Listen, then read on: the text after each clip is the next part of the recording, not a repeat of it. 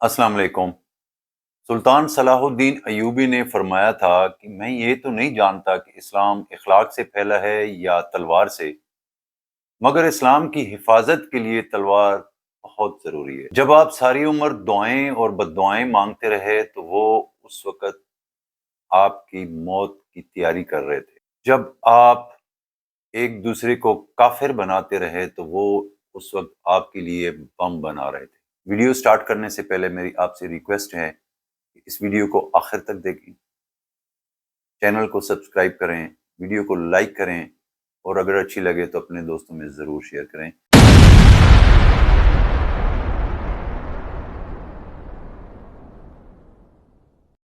मेरे ख्याल में पिछले 2-250 सालों से दुनिया की ताकतवर ममालिक के सामने मुसलमानों ने दो ऐसे काम किए जिनकी वजह से आज पूरी उम्मत मुस्लिमा शदीद परेशानी का शिकार है। कोई मुल्क ऐसा नहीं है जो इस वक्त इस जंग की जिद में ना हो जो ईरान के ऊपर अमेरिका और इजराइल ने मुसल्लत कर दी है। पिछले कई सालों से इजराइल ने लाखों लोग जो है ना वो शहीद कर दिए हैं। ये दो काम कौन से हैं? नंबर वन, कि मुसलमान पिछले 2-250 सालों से सिर्फ दुआएं और बद्दुआएं देते रहे हैं। भाई अल्लाह ताला ने इस दुनिया के निज़ाम को चलाने के लिए असबाब को लिंक किया हुआ है, और अगर आप असबाब को इस्तेमाल नहीं करेंगे तो आप बैठ के 1000 साल भी दुआएं मांगें, बैठे रहें, आपको खाना नहीं मिलेगा, आप भूखे मर जाएंगे, लेकिन आप दुआओं से खाना नहीं ला सकते जब तक आप असबाब को बरोएकार नहीं लाएंगे। एक तो इन्होंने ये काम किया। दूसरा काम जो पिछले 2-250 सालों से मुसलमानों ने किया है, वो बड़े ही तरीके से उन्होंने करवाया है। जो बड़ी ताकतें हैं दुनिया की, उन्होंने बहुत तरीके से करवाया। मुसलमानों को उन्होंने प्रॉक्सी वॉर में उलझा दिया। मुसलमानों के अंदर उन्होंने प्रॉक्सीज फैलाई। फिर मुसलमानों ने क्या किया कि सबसे पहले उनके अंदर फिरका परस्ती डाली। बड़ी बड़ी मुसलमानों ने फिरके बनाए, उनको प्रॉपर फंडिंग्स होती रही, उनको इंटरनेशनल सपोर्ट हासिल थी। ये मैं किसी एक मुल्क की बात नहीं कर रहा हूँ, सब इस्लामिक ममालिक के अंदर यही होता रहा। वो ग्रुप्स बने, फिरका परस्ती बनी, बड़ी बड़ी मस्जिदें बनी, उसके अंदर मिंबर बने, वहां पे उलमा बैठे, उन्होंने जो जज्बाती तकरीरें और एक दूसरे के खिलाफ नफरतें फैलाना शुरू की, करते करते सदियां गुजर गईं, और वो ग्रुप्स जो हैं, वो फिरके जो हैं, उन्होंने अपनी जड़ों को मजबूत किया, अपनी ताकत को मजबूत किया, और वो बाहर से इमदाद लेते रहे। फिर दोस्तों क्या हुआ? उन फिरकों की मजहब की फिक्र की हद तक नहीं, बल्कि उन फिरकों में एक टेररिस्ट तंजीमें बनी, एक शिद्दत पसंद तंजीमें बनी। अपनी स्ट्रीट पावर को मजबूत करने के लिए उन तंजीमों ने, उन फिकों ने शिद्दत पसंद तंजीमें बनाई कि हमारी स्ट्रीट पावर मजबूत हो जाए। फिर हर मुल्क के अंदर जब वो फिके मजबूत हुए, फिर उन फिरकों को, उन ग्रुप्स को इस्तेमाल किया गया अपनी अपनी रियासतों के खिलाफ। आप दुनिया में देख लें, उनके खिलाफ उनको इस्तेमाल किया गया। फिर इन्हीं इस्लामी ग्रुप्स के जरिए उन रियासतों को गिराया गया, हुकूमतों को तोड़ा गया।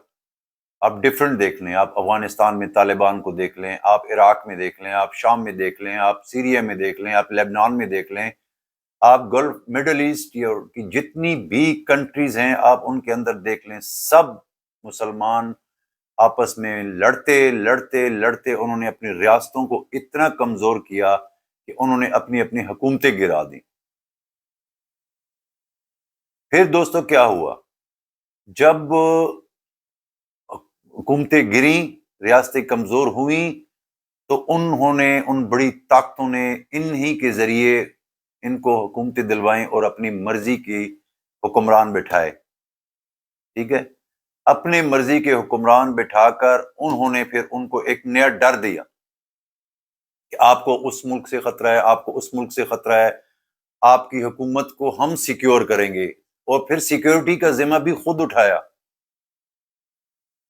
جب سیکیورٹی کا ذمہ اٹھایا، ان کی وسائل پہ قبضہ کیا، ان کے پیسوں کو استعمال کرتے ہوئے وہاں پر انہوں نے اپنے اڈے بنائے کہ ہم آپ کی یہاں بیٹھ کر حفاظت کریں گے۔ اس پورے پیریڈ کے دوران میں انہوں نے پوری امت مسلمہ کے کوئی ملک ایسا نہیں جہاں پر انہوں نے اپنے اڈے نہیں بنائے۔ پیسہ مسلمانوں کا، وسائل مسلمانوں کے، انرجی مسلمانوں کی، اور وہ جا کے آرام سے بیٹھ گئے کہ ہم آپ کو سیکیورٹی دیں گے۔ کن سے؟ انہی گروپ سے، انہی مسلمانوں سے۔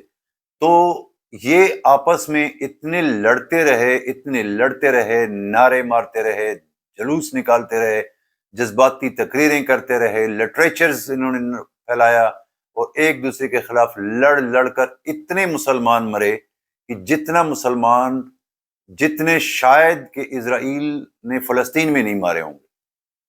میں یہ آپ کو حقیقتاً کہہ سکتا ہوں کہ یہ ایک بڑی تلخ حقیقت ہے کہ اسرائیل نے یا امریکہ نے جتنی جنگیں لڑی ہیں نا، اتنے مسلمان اس میں شاید نہیں مرے ہوں گے لوگ جتنے مسلمان آپس میں لڑ کر ایک دوسرے کو مارتے ہیں۔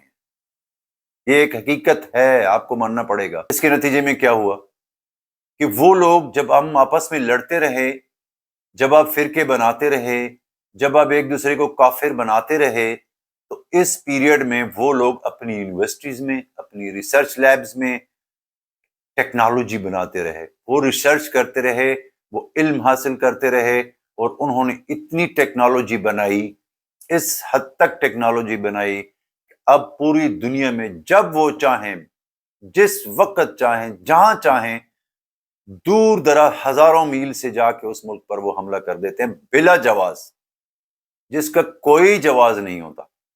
آپ کرنٹ دیکھ لیں کہ اب کیا ہوا۔ ایران کے اوپر اسرائیل اور امریکہ نے اٹیک کیا، اور پوری دنیا حیران ہے کہ بھائی اس کا مقصد کیا ہے؟ جو مقاصد ان کے تھے وہ تو ایک بھی پورا نہیں ہوا۔ اس وقت جو معصوم لوگ مر رہے ہیں، چاہے وہ ایران میں مر رہے ہیں، چاہے وہ اسرائیل میں مر رہے ہیں، چاہے وہ امریکہ میں یا مڈل ایسٹ کے ممالک میں جو لوگ اس وقت اس دنیا سے جا رہے ہیں، چاہے وہ مسلمز ہیں یا نان مسلمز ہیں، وہ ایک کامن سٹیزنز ہیں۔ ان کا کیا قصور ہے؟ مسلمانوں نے یہ سمجھا کہ ہم شاید دنیا کی سب سے بڑی خدائی طاقت ہے، اور بس ہم دعا کریں گے اور اللہ تعالیٰ ہماری مدد کرے گا۔ اور بھائی، اللہ تعالیٰ رب العالمین ہے، رب المسلمین نہیں ہے۔ وہ ہماری بددعاؤں سے کافروں کو کیوں مارے؟ وہ بھی اللہ کی مخلوق ہیں، وہ کیوں مارے ہماری بددعاؤں سے؟ آپ کچھ کریں نا۔ آپ نے کیا کیا؟ اللہ تعالیٰ نے سورہ انفال کے آیت نمبر 60 میں فرمایا ہے، اور تم ان کے مقابلے کے لیے اپنی استطاعت کے مطابق قوت تیار رکھو۔ یہ آیت ہمیں یہ سکھاتی ہے کہ آپ دشمن کے مقابلے میں اپنی تیاری مکمل کرو۔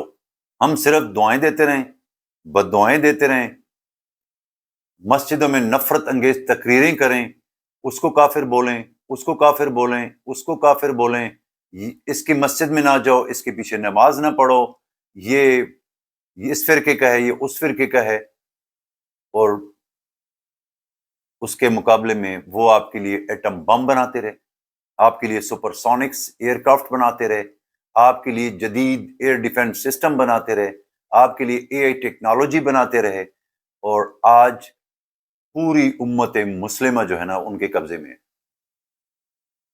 اس وقت جو ایران میں جنگ ہو رہی ہے، ایران ڈٹ کر اس کا مقابلہ کر رہا ہے، اور مسلمان خوشیاں منا رہے ہیں کہ جی ایران کھڑا ہے، ڈٹ گیا ہے، مسلمان ملک ہے۔ بھائی اس میں آپ کا کیا کمال ہے؟ ایران کو جہاں سے سپورٹ ہو رہی ہے، وہ اس وقت سب جانتے ہیں کہ اس کو سپورٹ کرنے والے کیا کوئی مسلم کنٹری ہے؟ ایران کو اس وقت جو سپورٹ ہو رہی، 14 دن جنگ کے ہو گئے ہیں، 14 دن کی جنگ میں جو وہ مار دے رہا ہے اسرائیل کو اور امریکہ کو، جو ڈیمیج کر رہا ہے، کیا وہ کوئی مسلم ملک اس کی امداد کر رہا ہے؟ تو انٹرنیشنل نیوز پہ اس وقت چل رہی ہیں، اس میں تو چین اور رشیا ہی ہے جو اس کو بیک اینڈ سپورٹ دے رہے ہیں. وہ اس میں آپ کا کیا کمال ہے؟ ہم کافر بناتے رہے، وہ بم بناتے رہے. اب مسلمان اگر 2 کام کر لیں تو ان کی بچت ہو سکتی ہے، ورنہ یہ سب مرنے کے لیے تیار ہو جائیں. کچھ بھی نہیں کر سکتے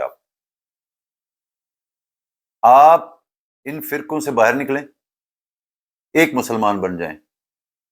کوئی شیعہ، کوئی سنی، کوئی وہابی، کوئی دیوبند، بریلوی، وہ اور یہ اور وہ، ان کو چھوڑیں، ایک مسجد بنائیں، ایک مسلمان بن جائیں، تو آپ کے لیے آج بھی فرشتے مدد کو آ سکتے ہیں،